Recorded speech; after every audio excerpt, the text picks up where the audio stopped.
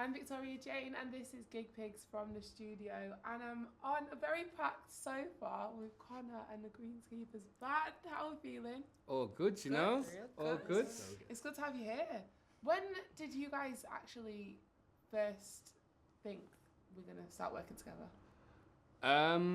Well, it's all kind of grown organically. So the band situation kind of came out of the Future Bubblers stuff. Yeah, I was going to get onto that as well. Yeah, so when we got the call up to do the Jazz Caf, I was kind of like, I want to put the album that I had at the time, The Garden, into a live setting where it kind of does justice. I always felt like one of my strengths was playing with a band. So when I first moved to Manchester, I used to go to a jam night in Withington. And that was where I kind of fell in love with like rapping, singing with a band, and kind of just like a lot of what I do, because I didn't have any lyrics for what they were doing, but they would just play, and then I'd kind of freestyle over the top of it, and it just felt really comfortable for me. So when it came to do a proper live gig, and I had the songs there, I needed a band. So at the time it was kind of going through COVID, so the band that we got together were a group of friends that we were kind of just, you know, having like inside sessions, jams and stuff. yeah, just and like doing that stuff, and it kind of grew out. There was a few people who were musicians and they had loads of gigs cancelled, so they kind of jumped on board. So that was like phase one of the GreensKeepers. So that was 2021, and then that kind of carried around for a little while. We had a few people come in, a few people step away, and that's just kind of how it went for a couple of years. And like, it was an identity, the GreensKeepers, based around the garden, and the ideas that. What is that concept? Because I feel like. So it's like it's really unique. It was obviously it's the name of the album, that the first album that I put out, but it became like it was like the album meant a lot to me in terms of like it. I made it at a point where I really needed help, and I really needed something that was stable, and I just didn't have any stability. So like the Garden album kind of started the idea of like, we each have a garden, and looking after your garden and making your garden a beautiful place for you to spend time in, for you to invite those that you love and care about into your garden. And it's just the work that takes. So whether that's counselling, because I went through counselling after that, and like that really helped me. Whether it's like generational woes, like stuff you inherit from your family, like PTSD, like trauma, vice abuse, all of these things that you know you need to work at. It's like it's internal work, and like the idea of the garden is we each have a garden, but to make your garden beautiful, you have to work at it daily. You can't just do the garden and then walk away and then expect it to look the same for months to come, because it just doesn't work like that. So the GreensKeepers is a reflection of that idea. So the GreensKeepers like ethos is that concept of self-discipline, bettering yourself for a greater cause, being kind, being strong, but being loving, being vulnerable, and just doing the work that's needed. So like we say, become a greenskeeper for your own garden, because it's not just the greenskeepers that are greenskeepers. It's the audience members who can relate to the message. It's the people who come and do our videos. It's, you know, the people that support us in our regular lives. Do you know what I mean? Like, they are greenskeepers, and that's where the name comes from. I feel like it also reflects in your music, because when people come to watch you guys, it's a good time. You feel like a home away from home, kind of like just in your back garden. Kind of. I feel like it's feel-good music, even though some of it, you know, it is heavily emotional sometimes in your lyricism and the melody choices. I think it reflects your music as well, the name. What have been some of your favourite gigs to play to date, all of you? Well, we've had some good ones this year. You just did Manchester Jazz Festival, which I was going to come on to. Yeah, that was incredible. That could be up there. That was that might be up there. Might be up there. But we supported Cosmo Pike at Gorilla, and that was incredible. That was a really great moment for us. I think for me, the Jazz Cafe one was really special because it was like an indoctrination into the live world at such a high caliber that it kind of made me realize the potential that I have and where I strive to be. But like the Cosmo Pike gig and the Manchester Jazz Festival gig, like they were two moments where there were hundreds and hundreds of people. They don't know us. They don't know what to expect from us. But the reaction is like they listen to us every day. That's crazy. And having that moment was kind of like, it didn't feel scary, it felt normal. And it's like that realization that this is what we do. This is what we do well. This is the impact we have when we play to people. This is how people respond to us. And so it's like, we did Beyond the Music in October, and Moses shot a video, and there's a line from the start of that video when I'm talking to Haris, and it's put us where they are and we will make them move. And that has kind of come into fruition with these gigs, like hundreds and hundreds of people, we're in front of them, they move. And I think that's very telling for us. And I think the more opportunities we get to do that, the more opportunities people will see that we mean what we say, and we come from a place of trying to make people feel better. And if we can make ourselves be a little bit better by doing that, then it's the work that we're willing to commit to. I think it can be quite strange when you have those realizations as well, because as an artist, as a musician, it's so tough to get to where you need to be. So when you are having those realizations that you are in the right place, what can people do to help support artists like yourselves?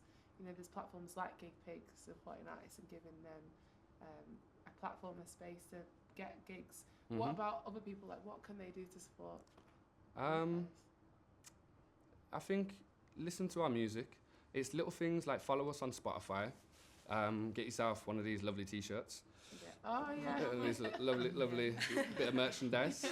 But I think if we can give to people, and we can give people a feeling of strength, or of like, okay, I got this, or I've seen them do it, and that's what we want to do. So if people support themselves off the back of our message, that's supporting us. And we're almost like we're doing it because we love it. But if people take something from it, that is supporting us. Do you know what I mean? It's like it's one hand washes the other. If we can give people that message, and that aids them in some type of way, in some type of struggle that they're going through, and they feel that and they live that, they'll be that, and then they'll talk to people about it, and that message gets spread, and then that will support what we're doing. So it's like,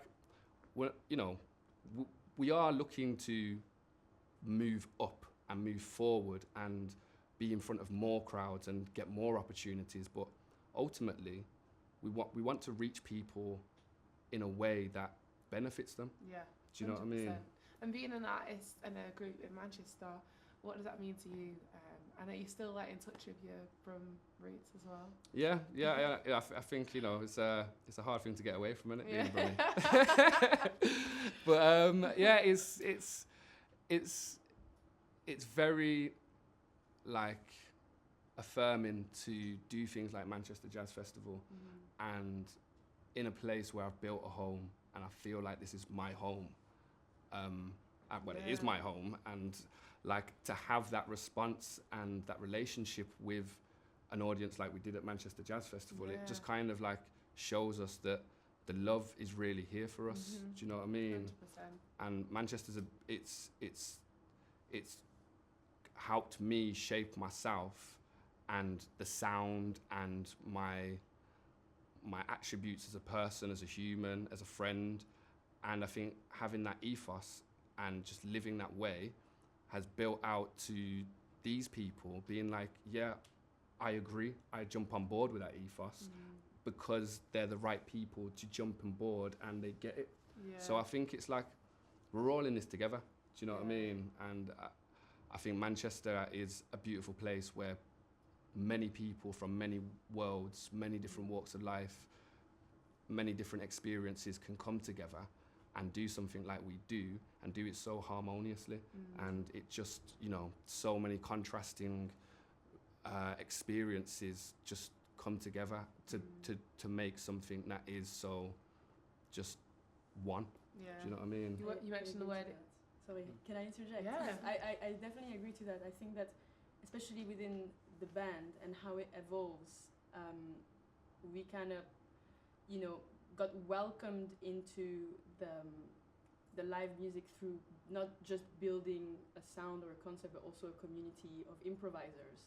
And so the way that we kind of relate to each other and various different experiences, not coming from Manchester myself, but being welcomed by the city, and what that diversity and the fact that it's such a vibrant musical place where some musicians that might be playing jazz might be fusing with rappers that might be fusing with, I don't know, reggae or Afrobeat, or even DJs, house music, hacienda. This whole kind of DIY culture kind of really infiltrates our, like, the way that we experience music, and that this democratization of, we can have playlists, we can listen to so many different genres, it ends up opening a lot of perspective on, like, what it means to be a musician, what it means to be a driver for change, and what it means to bring different communities together as part of, like, one big whole.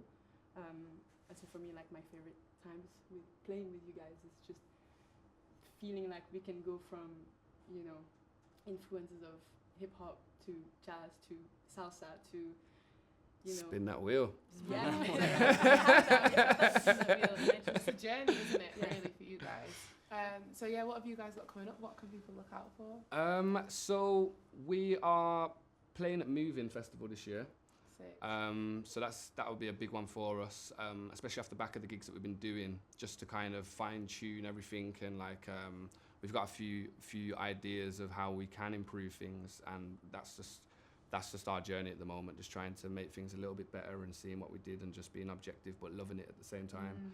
And then we've got Wilderness Festival as well in Oxfordshire. You've done that before? No, I've never done it before. First. Yeah. So yeah, that should be pretty cool. And then we have some music that we recorded when we was in Italy. So we've got that kind of coming around. And then I've been working with some of the band members on a few singles that are just in the final stages of being mastered and stuff. Because I've tried to kind of package everything together before I started releasing it, because I've been in situations before where I get everything together for one song, I put it out, and then I'm kind of like, what do I do? Where do I go? What's next? So rather than do that, I've got a few things there that are ready to go. So I think for us now, if we just put out the music that we have there so people can take away from the gigs what we do and live with that, that means that when it comes around to gig time, they see us again. But in the meantime, they have music of ours to listen to and enjoy. That's right. So I think that's just kind of where we're at with things now, and then just enjoy it. Yeah. Like we didn't ask for the amazing things that have happened, but we've just been grateful for the amazing things that we had, and more amazing things have come because of it, I believe. Do you know what I mean? So I think if what we are doing, we just continue to do what we're doing and just be happy and be grateful. And I trust that, you know, it will be provided. It's exciting times for you guys, it really is. I wanted to ask you this last question, which you can all answer. Yeah. What is one thing that has to be on your rider? Like, it has to be on the rider. Or it can be something you've never asked for before, but you quite like on the rider. Yeah, I normally send out the rider, so it'll be interesting to know what everybody actually wants. We can start with you a bit. Me? Pork pie. Okay. Good pot pie on the rider. I've never had this on a rider, but if I had corn nuggets that are in the green room. Corn nuggets? Yeah, like they're like vegetarian chicken Oh. nuggets. Yeah. Sorry, so I can't be seen to be a meat eater on TV.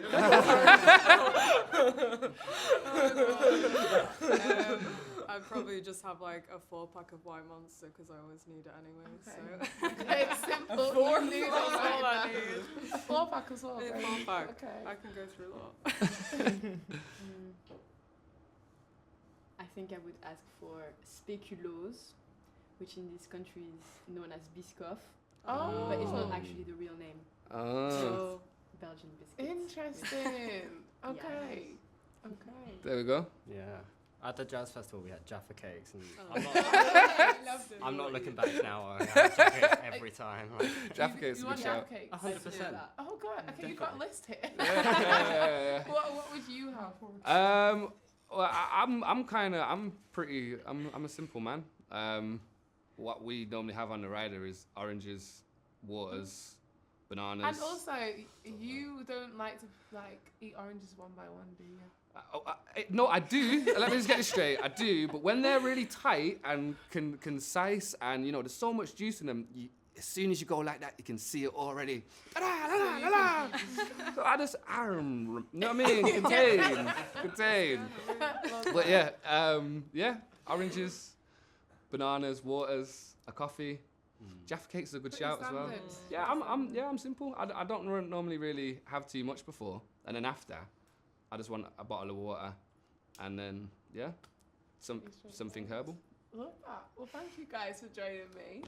Thank you so for having us. far. Thank you. Make Thank sure you. you check out Conor and the GreenKeepers live session from the studio.